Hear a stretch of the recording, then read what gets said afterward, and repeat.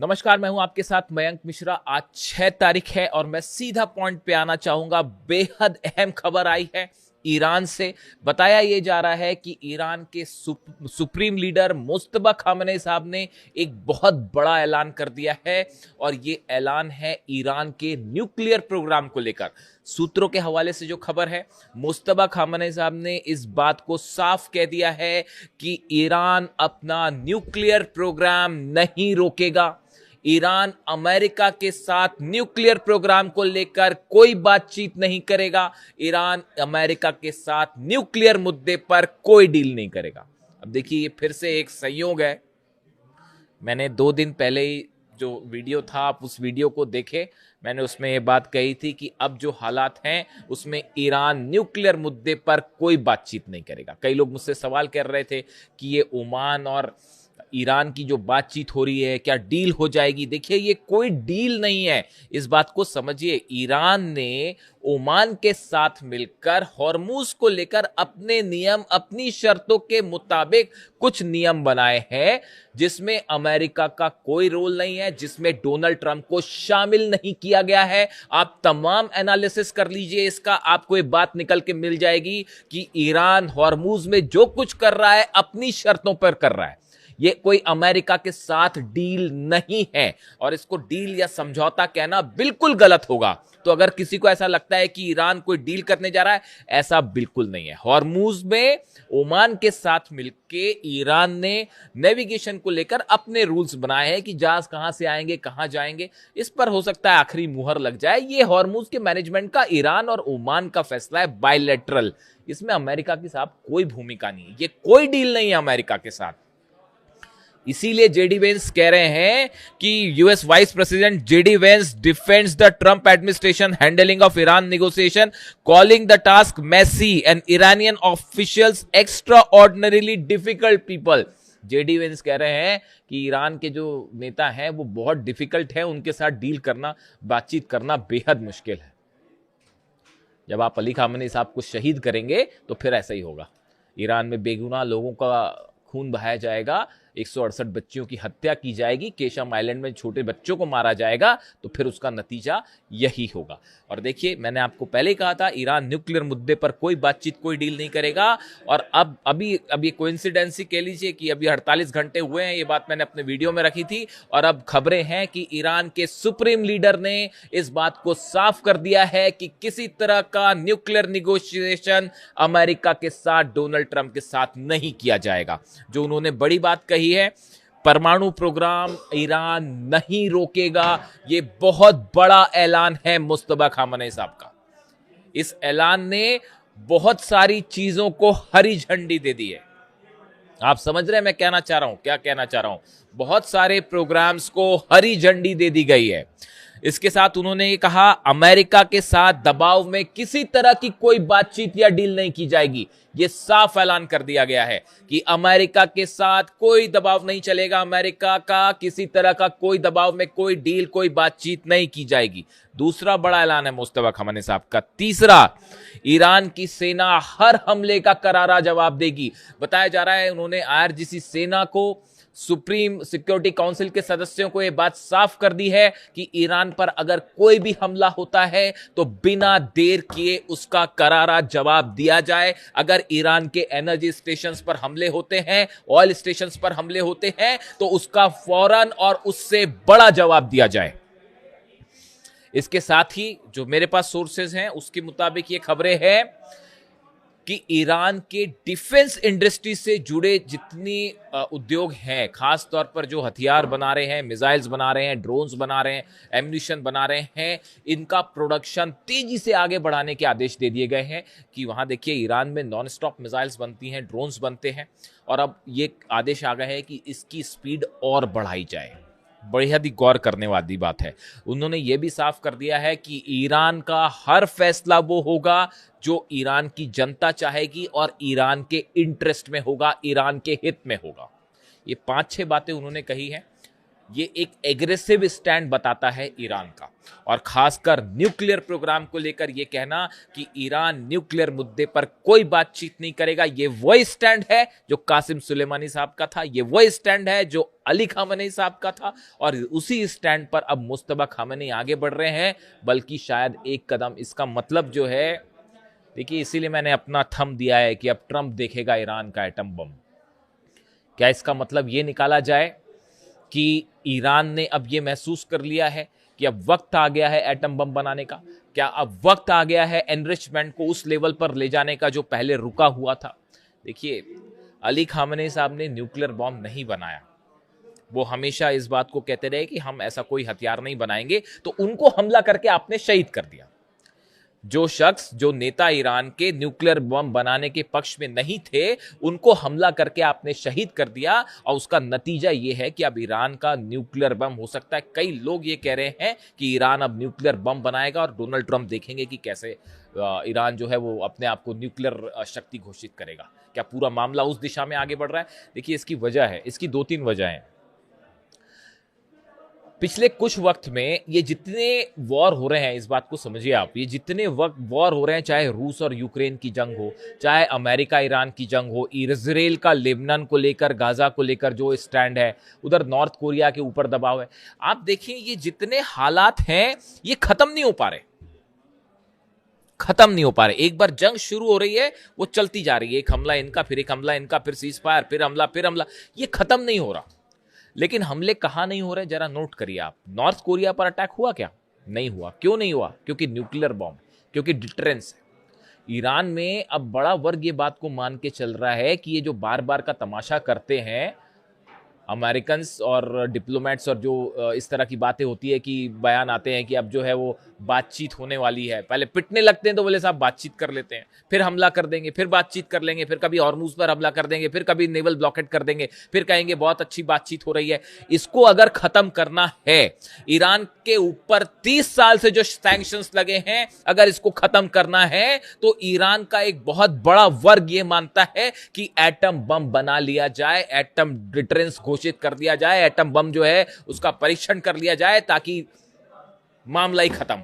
उसके बाद पूरा समीकरण बदल जाएगा। ये मुस्तफा खामेनी साहब का जो बयान है वो कई बातें शो करता है कि अमेरिका की ये पॉलिसी कि ईरान को दबाया जाए, हमले करके झुकाया जाए, दबाव डाल के न्यूक्लियर डील करवाई जाए, ये पॉलिसी पूरी तरह से डोनाल्ड ट्रंप की फेल हो गई है। पहले दिन से हम ये बात कह रहे थे कि अली खामेनी साहब को किसी कीमत पे आप उन पर दबाव नहीं डाल सकते। वो ईरान के सुप्रीम लीडर हैं, और देखिए मैं बार बार इस बात को पूछता हूं कि वो उन्होंने अपने जीते जी, जब तक वो हमारे बीच रहे, वो जिंदा रहे, उन्होंने अपने रहते रहते ईरान के लिए वो पॉलिसीज बना ली कि आने वाले कई सालों तक कोई ईरान को छू भी नहीं सकता। उन्होंने ऐसी बुनियाद बना दी जिसके ऊपर अब जो ईरान खड़ा हुआ है उसको ना अमेरिका हरा पा रहा, ना इजराइल हरा पा रहा, ना अरब देश हरा पा रहे, ना यूरोप हरा पा रहा, ना कोई सैंक्शंस काम कर रहा, ना हॉर्मुज। सब करके देख लिया, बमबारी करके देख ली,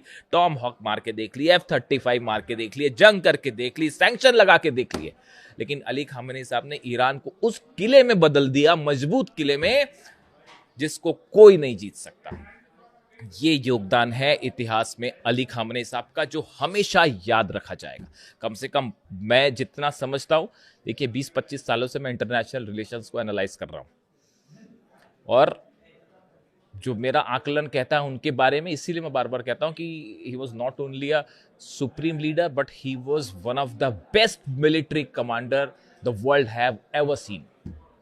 बेहतरीन मिलिट्री कमांडर थे। आप उनका विजन देखिए, और उसी रास्ते पे अब मुस्तफा खामेनी बल्कि उनसे एक कदम आगे बढ़ के चल रहे हैं। अच्छा, एक बड़ी इंटरेस्टिंग बात और है, मैं थोड़ा इधर उधर हो रहा हूं आपसे, एक बड़ी इंटरेस्टिंग बात है।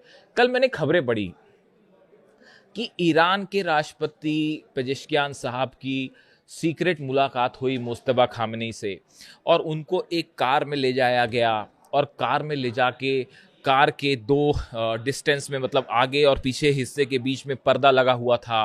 मुस्तफा खामेनी साहब आगे थे और उन्होंने बात की है पेजेश्कियान साहब से, और बीच में पर्दा था, और दोनों को आमने सामने नहीं करवाया गया, सिर्फ मतलब चेहरा नहीं देख पाए, सिर्फ बात की गई, और उन्होंने कई बातें कही पेजेश्कियान साहब को। इस तरह की खबरें हैं मीडिया में। अब जरा कॉमन सेंस लगाइए, ईरान के सुप्रीम लीडर की एक सीक्रेट मीटिंग होती है ईरान के राष्ट्रपति के साथ, इतनी सीक्रेट कि उसमें पेजेश्कियान साहब को जो है वो मुस्तफा खामनी साहब से आमने सामने वो मिले तक नहीं, सिर्फ उनकी आवाज सुनी, इतनी सीक्रेट मीटिंग। मुस्तफा खामनी साहब जिनकी लोकेशन के लिए सीआईए और मोसाद जो है वो बावले हुए जा रहे हैं पिछले कई महीनों से कि लोकेशन तो पता चल जाए, इस सीक्रेट मीटिंग की खबर दुनिया भर में फैल जाती साहब अखबार में। क्या ये संभव है? इस तरह की खबरें कि पेजेश्कियान साहब का इस्तीफा होने वाला है, अब ईरान के राष्ट्रपति अब इस्तीफा दे देंगे और मनमुटाव हो गया है और ग्रुपों में डिवाइड हो गया है ईरान, मतलब ऐसी ऐसी खबरें साहब की सुनकर जो है आश्चर्य भी होता है, दुख भी होता है और हंसी भी आती कभी कभी। तो मतलब आप सोचिए, ईरान के सुप्रीम लीडर की पोजीशन को लेकर कि उनकी लोकेशन को लेकर ईरान इतनी सावधानियां बरत रहा है, उनकी इतनी सीक्रेट मीटिंग होती है राष्ट्रपति के साथ और वो पूरे दुनिया भर में फैल गई, खबर भारत तक आ गई साहब कि वो एक कार में बैठे थे, वो सामने बैठे थे, वो पीछे, मतलब क्या ही बोला जाए, मतलब हैरानी होती है मुझे तो कई बार। खैर छोड़िए, अलग अलग खबरें चलती हैं, तो इसीलिए मैं कहता हूं आपको कि खबरों पर बड़ा है ना विश्वसनीय एनालिसिस के साथ भरोसा होना चाहिए। मैं अगले वीडियो में आपको बताऊंगा वो जो यूएई में धमाके हुए, जेबल अली पोर्ट पर 7 धमाके हुए, वो 7 धमाके किसने किए अगले वीडियो में बताऊंगा मैं आपको। सरप्राइज, हैरान रह जाएंगे आपकी वो धमाकों के पीछे किसका हाथ था। वो जब ऐसी खबर आती है ना कि अमेरिका और ईरान के बीच अब कोई बातचीत होने वाली है, हॉर्मुज को लेकर कोई समझौता, तो धमाके होने लगता है साहब। कोई है ऐसा ना जो चाहता है कि धमाके ना हो, आप भी जानते ही होंगे। खैर, तो अब देखिए मामला ये है कि ये ईरान ने अपना न्यूक्लियर प्रोग्राम साफ कर दिया है कि हम नहीं रोक रहे और ना कोई बात कर रहे हैं। रोकना तो दूर की बात है साहब, बात ही नहीं होगी। एग्जैक्टली मैंने ये बात कही थी आपको, वही बात जो है वो साबित हो रही है। इसके अलावा देखिए एक बड़ी खबर आई है अमेरिका से। अमेरिका ने अपनी परमाणु हथियारों की नीति में बदलाव किया है और अब अमेरिका छोटे टैक्टिकल न्यूक्लियर बॉम्ब्स यानी छोटे परमाणु हथियार बनाएगा। हालांकि ये रूस और चीन का हवाला देकर बनाए जा रहे हैं, लेकिन उसमें ईरान का भी बहुत बड़ा सिग्निफिकेंस रहेगा। देखिए ये जो खबर है, पहले ये देखिए, the pentagon is developing a new US nuclear strategy in the case of a regional war with China और रशिया। उन्होंने कहा है कि चाइना और रूस के साथ कोई रीजनल वॉर होगा तो इसके लिए हम अपनी स्ट्रेटेजी बना रहे हैं। चीन और रूस के साथ रीजनल वॉर हो सकता है, पहली बात तो मैं तो मतलब कई क्या ही कहा जाए, अब क्या रीजनल अमेरिका और रूस का रीजनल वॉर साहब कैसे हो सकता है? चाइना और अमेरिका का रीजनल वॉर होगा, वो वर्ल्ड वॉर हो जाएगा वो। खैर फिर भी चलिए, the US is updating its nuclear strategy emphasizing short range tactical weapons. मतलब अमेरिका अपनी स्ट्रेटेजी चेंज कर रहा है और short range tactical nuclear weapons बनाएगा। The goal is to prevent a conventional war from escalating into a nuclear one. अब ये छोटे न्यूक्लियर बम बना के एक साधारण जंग परमाणु जंग में ना बदल जाए, इसको रोकने की कोशिश छोटे न्यूक्लियर बम बना के की जाएगी। तो मेरी समझ के तो बाहर है। अब ये छोटा न्यूक्लियर बम, जो टैक्टिकल न्यूक्लियर बम क्या होता है, उसको अगर आप एकदम सरल भाषा में समझें तो एक छोटा न्यूक्लियर बम होगा जिसमें बहुत बड़ा धमाका नहीं होगा। मतलब ऐसा नहीं होगा कि किसी देश पे डाला तो पूरा देश तबाह हो जाए। एक छोटे लिमिटेड हिस्से में न्यूक्लियर बम से धमाका होगा और इसमें यूरेनियम का भी इस्तेमाल होता है बम में, और एक लिमिटेड एरिया में उसका रेडिएशन होगा। लेकिन साहब रेडिएशन तो होगा, समझ रहे हो आप? मतलब आप ये एक ऐसी बात कर रहे हैं, आप इसका इस्तेमाल करने का कोई सवाल ही नहीं उठता। आप छोटा न्यूक्लियर बम फोड़ें चाहे बड़ा न्यूक्लियर बम फोड़ें, उसका नतीजा वर्ल्ड वॉर होगा। और मिनट्स भी नहीं लगेंगे कि नॉर्थ कोरिया से जो है मिसाइल दाग दी जाएंगी, रूस से मिसाइल दाग दी जाएगी, चीन से मिसाइल दाग दी जाएगी। This is just a failure policy. ये आप इस तरह की बात करना कि हम छोटे न्यूक्लियर बम बनाएंगे और इससे कोई बड़ी जंग रोक देंगे, आप छोटा बड़ा कुछ भी करिए, आपने अगर न्यूक्लियर बटन दबाया, सामने वाला देश रूस, पुतिन नहीं वेट करने वाले, ना जो है वो चाइना वेट करेगा, ना नॉर्थ कोरिया वेट करेगा। पता नहीं दुनिया में क्या क्या हो जाएगा। तो मेरे हिसाब से तो ये पॉलिसी अजीब व गरीब है बहुत ज्यादा। लेकिन जिसने भी अब जो सोच रहा है इस पे, तो फिलहाल अमेरिका इस पर काम कर रहा है। इसके बाद ये सवाल उठने लगे अचानक कि क्या ईरान के लिए ये बनाया जा रहा है? तो ईरान पर आप न्यूक्लियर बम फेंकेंगे तो ईरान क्या करेगा फिर? उस दौरान ईरान क्या करेगा उस समय? ईरान जवाब देगा ना उसका। तो फिर इजराइल का आप जो है वो न्यूक्लियर स्टेशन जितने हैं वो कैसे बचेंगे? आप भी सोचिए जरा, अरब के ठिकाने कैसे बचेंगे? तो ये इसका पता नहीं मुझे क्या है इसका कैलकुलेशन, डिफेंस एक्सपर्ट ही बेहतर बताएं। लेकिन खबर तो खबर है, ये है मामला कि अब अमेरिका छोटे न्यूक्लियर हथियार बनाएगा। देखिए अब ये मामला जो है वो एक ऐसी जंग की तरफ बढ़ रहा है जिसका कोई हल नहीं है। इसका हल एक ही है कि अमेरिका, डोनाल्ड ट्रंप अपनी हार स्वीकार करें और हॉर्मुज छोड़ के निकल जाएं, अरब बेसिस खाली करें। यही ईरान चाह रहा है कि भाई आप भी शांति से रहो, हम भी शांति से रहो, हमारे मामले में आप मत दखल दीजिए।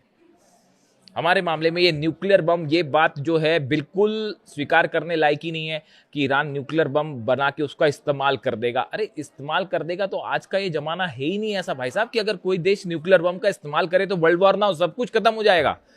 अब ऐसा थोड़ी कि रेडिएशन जो है अगर होगा मान लो, तो रेडिएशन ये देखेगा कि नहीं मैं सऊदी की जो है वो लैंड में नहीं घुसूंगा, रेडिएशन मैं उसमें या यूएई में नहीं करूंगा, या जॉर्डन में नहीं करूंगा, या इसराइल में नहीं करूंगा, या ईरान में नहीं करूंगा। रेडिएशन रेडिएशन होता है, किसी भी तरह का रेडिएशन रूस भी खत्म कर देगा, यूरोप भी खत्म कर देगा, अरब भी खत्म कर देगा, इसराइल भी खत्म हो जाएगा। यहां पर न्यूक्लियर धमाके वाली कोई संभावना ही नहीं है। ये बेमतलब की बात है कि ईरान के न्यूक्लियर प्रोग्राम के नाम पर ईरान पर जंग थोपी गई। ये वैसा ही गलत था जैसे वेपन ऑफ मास डिस्ट्रक्शन बोल के सद्दाम पर हमला किया गया था। ये बिल्कुल वैसी ही बात है साहब, इसमें कोई डिफरेंस नहीं है। खैर फिलहाल ईरान की तरफ से मैं इस वीडियो में आगे नहीं जाना चाह रहा। इसके अलावा एक दो खबरें और हैं। हूती ने 2 जहाज सऊदी के और ठोक दिए हैं। 2 और जहाजों में धमाके की खबर है। कल तक 8 थे, आज के 2 और लगा लीजिए, 10 जहाज सऊदी के जला चुका है हूती। 2 जहाजों पे धमाके की खबर है। वैसी हॉर्मुज में भी जो 2 जहाज जो हैं वो ठोक दिए गए हैं और निश्चित रूप से ईरान की तरफ से ठोके गए हैं।